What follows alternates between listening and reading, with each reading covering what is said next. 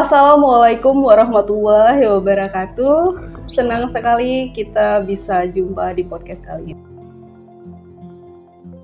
Kali ini kita akan berbincang langsung dengan Bupati Deli Serdang, Bapak Haji Asri Ludin Tambunan.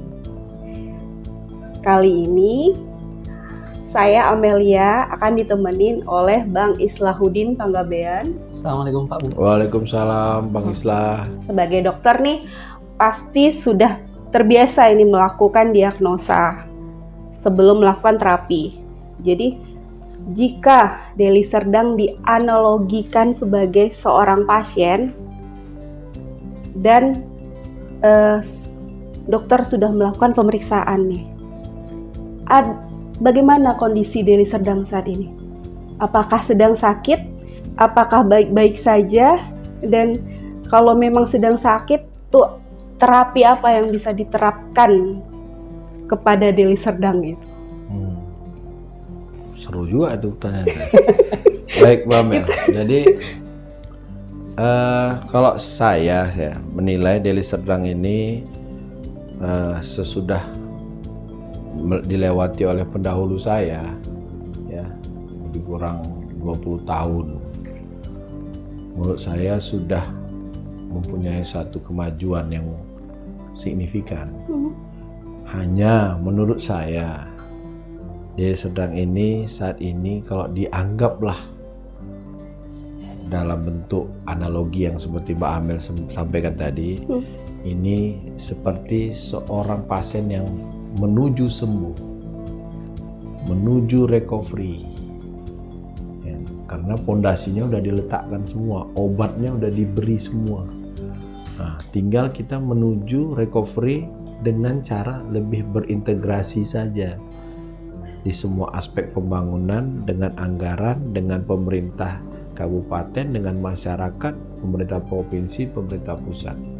Menurut saya 5 tahun ke depan integrasi inilah yang menjadi PR seorang bupati di kabupaten ini. Dan kalau kita analogikan seperti tadi, ini kita harapkan dengan integrasi inilah proses Deli Serdang ini menuju yang lebih sehat itu lebih cepat dicapai. Jadi bisa dibilang obatnya ini masih obat yang harus terus-menerus dipakai ya istilahnya, kalau di analogi ya. Betul. Jadi menurut saya Deli Serdang ini udah dalam tracknya yang benar. Pondasi sudah diletakkan, obatnya sudah ada, tinggal bagaimana mendistribusikan obat ini ke kantong-kantong yang ada di kabupaten ini. Kenapa nggak dikerjakan dari dulu? Ya mungkin karena dulu bersifat sporadis, bersifat kita bagaimana mau cepat menyenangkan masyarakat, ya kita tidak melakukan itu secara integrasi yang baik. Nah ini sekarang kita rubah polanya. Obat yang ada mau kita sebar ke semua kantong-kantong, kita jadikan satu trigger untuk memacu pertumbuhan ekonomi yang besar di kabupaten, ya karena nggak akan sanggup kalau obat ini kita sebar ke 2.100.000 nggak sanggup. Tapi obat ini nanti kita bagikan ke semua kantong, yang kantong ini sendiri akan mampu membuat kantong-kantong baru pertumbuhan di kabupaten. Dan saya sudah mapping dengan teman-teman di Pemkab, ya mudah-mudahan dengan pola yang kita kerjakan saat ini, ya dalam setidaknya 1 tahun 2 tahun ke depan kantong-kantong ini akan terbentuk, dan dengan sendirinya Deli Serdang ini lebih cepat majunya dan lebih cepat mensejahterakan masyarakatnya. Oke, Bang Islah.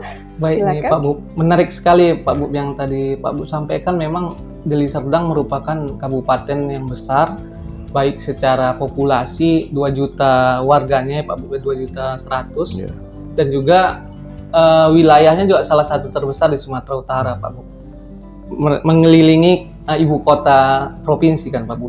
Nah ini yang menjadi masalah klasik sering kita dengar di masyarakat atau keluhan lah Pak Bu, khususnya terkait jalan yang rusak, belum lagi macet biasanya kan Pak Bu, kalau kita lihat di Tembung misalnya kan Pak Bu, dan juga banjir. Nah inilah yang kerap sering menghiasi berita-berita tentang Deli Serdang, khususnya yang di dekat pinggiran-pinggiran kota gitu Pak Bu. Nah, gimana Pak Bu saat ini yang telah dilakukan untuk menyembuhkan Deli Serdang gitu Pak Bu?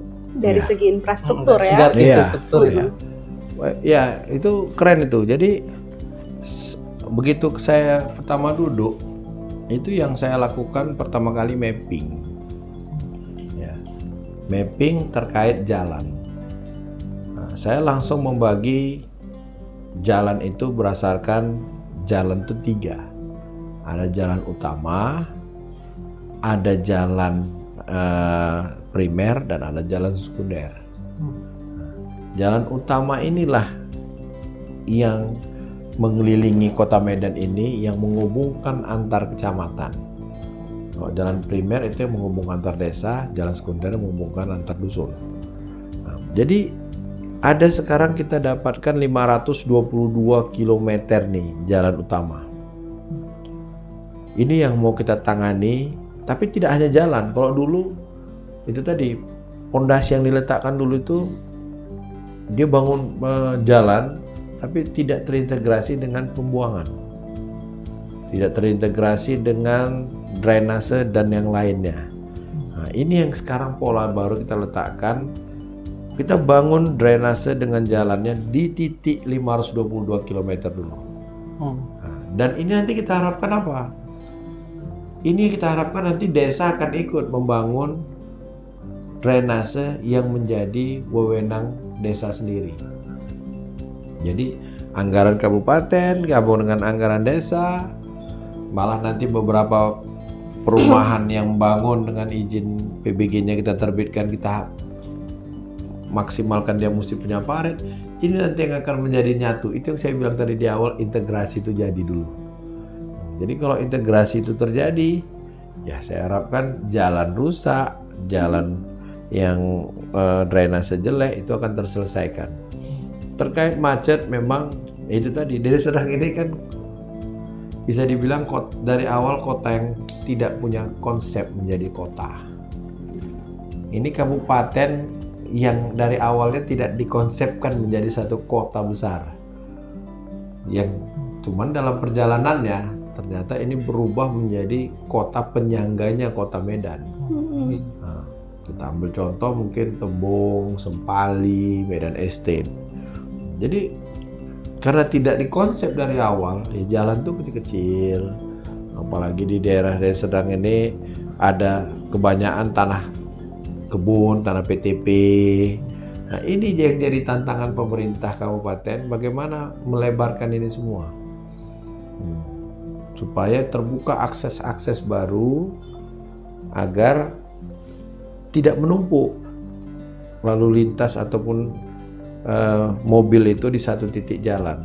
Jadi sekarang masih dalam tahap pembangunan infrastruktur jalan gitu ya? Iya, jadi kita sekarang masih meletakkan dasar pembangunan di 522 km jalan dan drainase, dan membangun titik-titik simpul baru jalan untuk membuka atau mengurai kemacetan-kemacetan yang ada. Masih tahap itu di 7 bulan pemerintahan ini. Dan alhamdulillah memang kita udah buka semua jalan-jalan aksesnya. Ya cuman terkhusus ya Jalan Tembung memang karena aksesnya itu sekarang masih belum bisa kita buka dari belakang, ya memang masih terjadi crowded dia di tengah. Mudah-mudahan nanti kita ada pembicaraan baru dengan pihak PTPN terkait dengan penataan Pasar Gambir.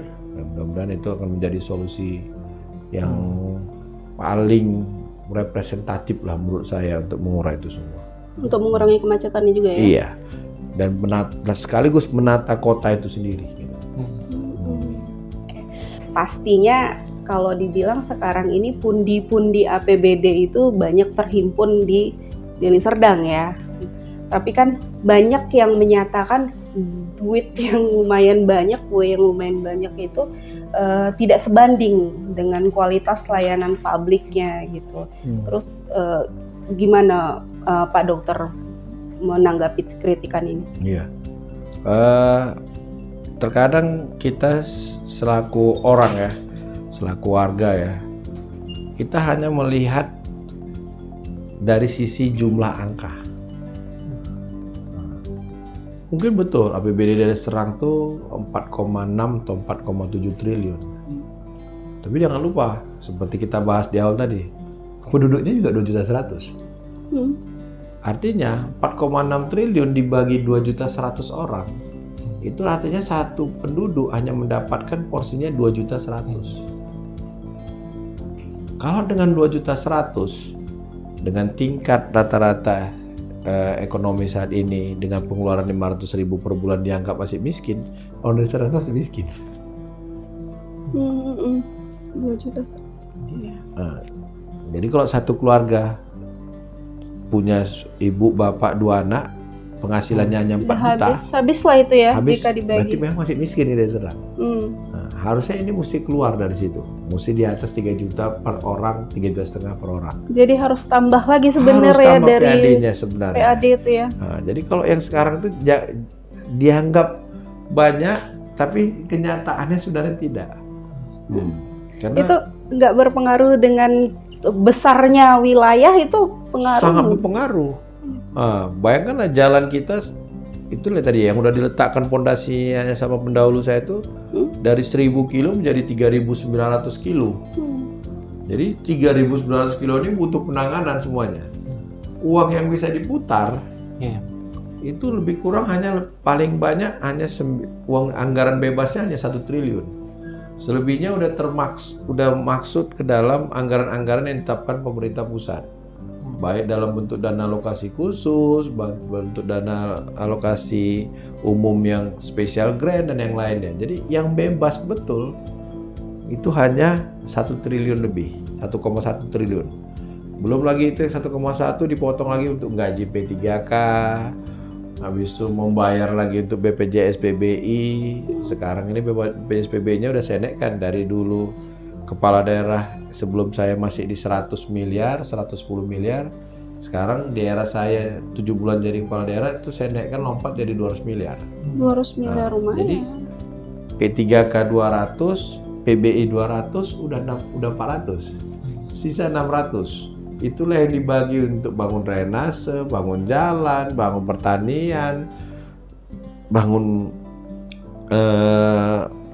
moda-moda yang lain, semua seperti itu.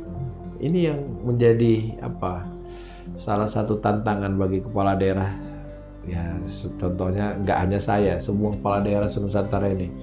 Di era dana itu memang berat, tingkat perekonomian ini lagi berat. Transport dari Jakarta kemarin juga berkurang, ya kita pasang otak. Bagaimana tuntutan masyarakat tinggi kita bisa penuhi. Nah, ya kalau kita mau membuat gerakan sporadis sebenarnya bisa. Mana yang mau kita kerja aja gitu. Tapi menurut saya itu nggak akan menjadi salah satu hal yang bisa kita wariskan ke depannya. Saya mau merubah pola itu semua, tidak ada lagi pola sporadis, tapi pola terintegrasi ke depannya sebenarnya. Semuanya terintegrasi. Iya. Jadi dari antara semua program lah istilahnya yang bakal kita laksanakan, itu yang jadi prioritas Pak Dokter sendiri apa kira-kira? Yang jadi prioritas utama nomor 1 pemenuhan kebutuhan primer. Ya, mungkin yang pertama tadi seperti kesehatan. Bukan karena background saya dokter, tapi menurut saya lepaslah dulu masyarakat ini dari sisi kesehatan. Kita buatlah mereka masuk ke dalam istilah BPJS UHC. Universal Health Coverage. Walaupun kita nggak sampai ke tahap prioritas, karena kalau kita mau ke prioritas kita butuh 80 miliar lagi. Jadi dari 200 jadi 280. 80 miliar kali 5 tahun kan ada 400 miliar. Hasilnya kok saya masih belum terpikir saya dari mana mau saya cari 400 miliar dalam 5 tahun. Jadi belum ya? Tapi UHC sudah. Nah itu dulu. Jadi hak dasar masyarakat kita penuhi dulu di situ. Nah, yang kedua hak dasar masyarakat yang lain ya kita penuhi jalan utama dulu. Paling nggak dia di jalan-jalan utama yang 522 aman, nyaman dulu. Kemudian yang ketiga kita bangun sekarang macam mana anak-anak itu bisa sekolah baik aja dulu. Kita fullkan pembangunan untuk revitalisasi semua gedung sekolah SD SMP. Plus kita bangun toilet yang baik untuk 540 sekolah saat ini. supaya anak-anak tuh nyaman dulu. Sebagai generasi-generasi besok ke depan, mereka nyaman dulu sekolah. Ini investasi masa depan. Baru nanti yang ketiga, yang selanjutnya kita masuk ke dalam bagaimana penguatan ketahanan pangan kita yang sudah ada. Itu aja dulu. Hanya itu ya yang saya targetkan 3-4 tahun ke depan ini. Saya nggak mikirkan bagaimana ada satu lompatan besar untuk jadi ini suatu daerah industri, itu masih belum terpikir saya. Apakah ini menjadi satu nanti ada bisa warganya jadi terlalu maju kali, belum juga.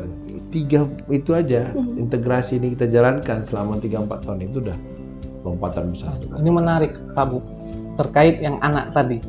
Baru-baru ini kan alhamdulillah Kabupaten Deli Serdang mendapat gelar Kabupaten Layak Anak. Oh iya. Itu gimana Pak Bu? Dan ini terkait anak juga Pak Bu.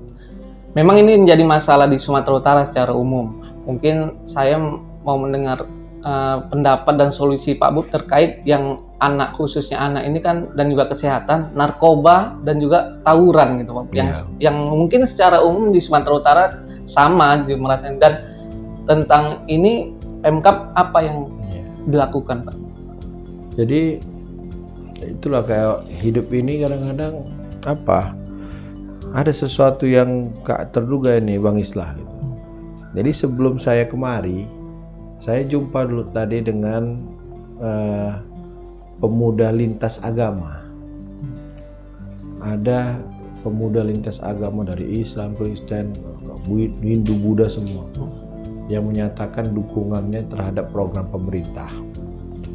Nah, di situ saya paham, oh ini bisa menjadi corong saya untuk mengajak para pemuda remaja yang lain berbuat hal yang positif. Jadi saya ajak tadi diskusi mereka itu. Kenapa bisa terjadi demonstrasi besar, bisa terjadi kayak Jakarta gitu?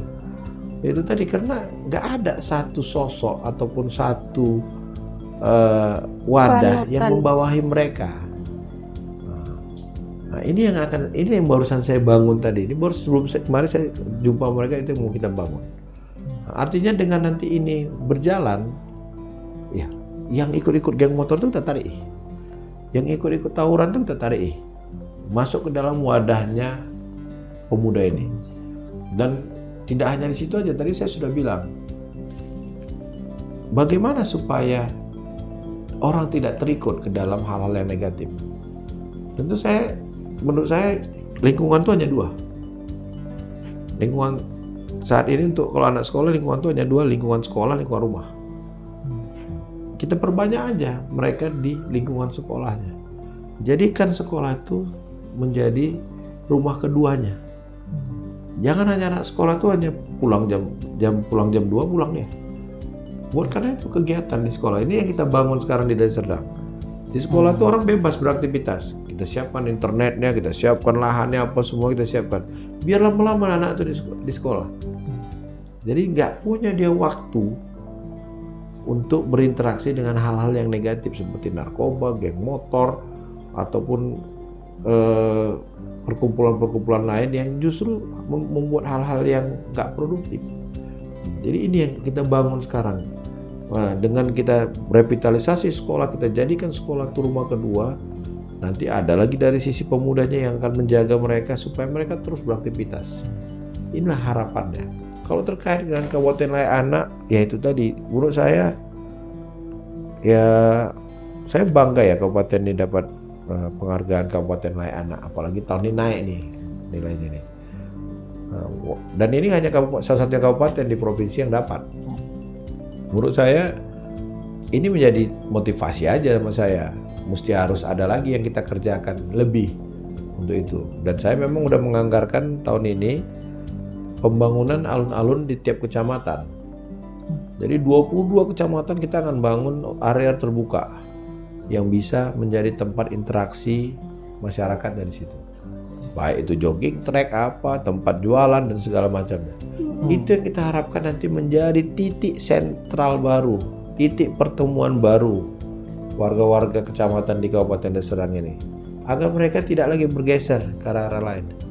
Nah, dan ya kita berharap kalau ini terjadi, ya yang harusnya lemah sekarang selama di keluarga, mungkin seminggu sekali bisalah orang tuanya bapak ibunya membawa anaknya sekedar duduk di taman pakai tikar aja, bawa makanan rantangan ya. Makan di situ. Itu bisa bangun ikatan seperti itu. Iya. Dan nanti jumpa lagi dengan keluarga lain, yang lama-lama jadi bagus. Ikatan itu bagus. Nah, jadi ya harapan saya peradaban baru itu mungkin bisa terjadi di kabupaten. Itu sudah ada di roadmap, Sudah dibuat itu dalam bentuknya kayak lapangan atau gimana itu? bentuk Atau dalam lapangan. lapangan ya, ada alun-alunnya. Jadi kita sediakan semua di situ jadi kayak taman. Ada Atau taman, ada tempat olahraga, ada tempat untuk UMKM, dan ada juga tempat untuk religiusnya, musolanya.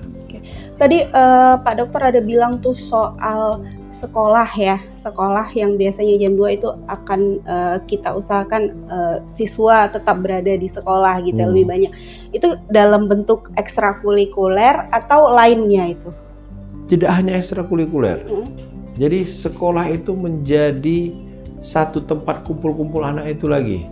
Misalkan kita menyiapkan satu internetnya, atau kita siapkan di tempat itu tempat anak-anak itu untuk mencurahkan kreativitasnya, atau tempat anak-anak itu sekedar berkumpul aja dengan teman-temannya tapi di sekolah itu. Ini yang mau kita bangun. Ya, di luar ada kegiatan ekstrakurikuler seperti pramuka, menari, olahraga, itu nggak masalah itu. Jadi di luar dari itu ya. Jadi nggak kepikiran lagi untuk geng motor gitu kan. Dibandingkan dia mesti duduk di mall, dia keluar ruang untuk berinteraksi juga dengan kawan-kawannya. Kita siapkan tempat dia berinteraksi di situ. Kita siapkan wadahnya, kita siapkan entertainment dia di situ. Jadi anak itu merasa dia punya tempat gitu.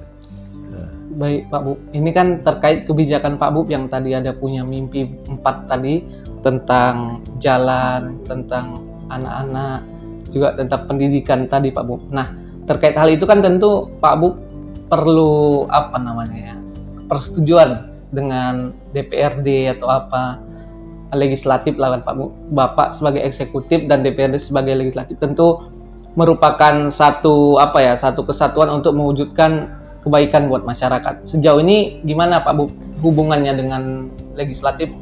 Sejauh kepemimpinan Pak Bub melihatnya seperti apa? Ya mungkin ini saya terbuka aja ya. Mungkin awalnya teman-teman kita di Dewan agak terkejut dengan perubahan paradigma yang sekarang. Gebrakan gitu. Dengan gebrakan yang ada sekarang. Mungkin mereka menurut saya belum mendapat gambaran yang jelas saja terkait dengan seluruh perubahan yang akan kita laksanakan. Tapi ya alhamdulillah di akhir Agustus malam teman-teman kita di Dewan sudah menyetujui seluruh perubahan anggaran kita sehingga kita bisa jalan sekarang. Dan memang ya saya bukan menghimbau lah ya, perubahan di negara ini juga yang harus kita ikuti. Baru di zaman era Bapak Prabowo Subianto ini kita mendengar efisiensi, kita mendengar satu proyek strategi nasional yang besar seperti EBG dan yang lainnya. Itu kan harus didukung. Dan saya berharap ya teman-teman legislatif, terkhususnya di Kabupaten Serdang dan seluruh Nusantara ini sama-sama kita dukung di situ. Jangan lagi paradigmanya berbeda dari itu. Untuk 5 tahun ke depan ini gitu. Ya kalau bisa Pak Prabowo 10 tahun ya 10 tahun ke depan. Kolaborasi ya. Oke. Satu pertanyaan terakhir dari Amel nih, Pak Dok. Apa warisan terbesar yang ingin Bapak tinggalkan setelah menjabat nanti? Ya, tadi kan kita udah banyak cerita ya Mbak Amel ya, dari awal soal penataan, perubahan, peradaban, kemudian integrasi. Ya saya ingin suatu saat, kalau pendahulu saya disebut namanya dulu Bapak Pembangunan, sesudahnya juga disebut Bapak Kelanjutan, saya ingin menjadi seorang kepala daerah yang dikenang masyarakat, yang melakukan penataan pembangunan itu sekaligus meletakkan peradaban baru di kabupaten ini. Jadi tidak hanya sekedar membangun, tapi melakukan penataan pembangunan dan peletakan peradaban baru di kabupaten ini. Itulah yang saya harapkan saya akan dikenang ke depannya. Dalam itu pekerjaannya kayaknya nggak 5 tahun ini Pak Dokter, harus lanjut sepertinya. Sebenarnya kalau menurut saya Mbak Amel ya, 5, 10 tahun, 15, 20 itu tergantung bagaimana kita meletakkan fondasinya di awal ini.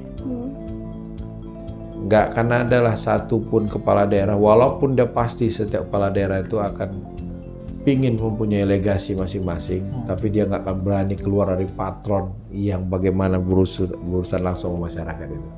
Kalau udah kita letakkan patron ini, ya insya Allah, walaupun saya mungkin bisa 5 tahun, 10 tahun, tahun ke-11-nya nanti pasti penerus saya itu akan berjalan juga di patron yang ada itu, nggak akan berani keluar dari situ. Kalau udah kita letakkan peradaban baru di situ, tapi kalau kita sekedar melaksanakan pembangunan, ya dia pasti akan rubah. Tapi kalau ada peradaban baru kita letakkan, dia akan masih ikut. Masih ikut terus ya. Pasti kita dukung Pak Bub, ya kan? Harapan kita bermanfaat bagi masyarakat khususnya di Deli Serdang di bawah kepemimpinan Pak Aci lah istilahnya. Aku cinta Indonesia. Satu kalimat yang ingin Pak Dokter ingin katakan kepada warga di Deli Serdang. Mari kita sama-sama berpikiran positif, menyikapi hal-hal yang terjadi saat ini dan tetap dalam satu barisan untuk membangun kabupaten ini menjadi lebih maju ke depan. Oke, panjang ya Pak ya. Oke, terima kasih Pak Dokter atas waktunya. Sama-sama. Terima kasih Mbak Amel, makasih Pak Islah. Oke, terima kasih pemirsa, begitulah podcast kita pada hari ini. Terima kasih. Assalamualaikum warahmatullahi wabarakatuh. Waalaikumsalam warahmatullahi wabarakatuh.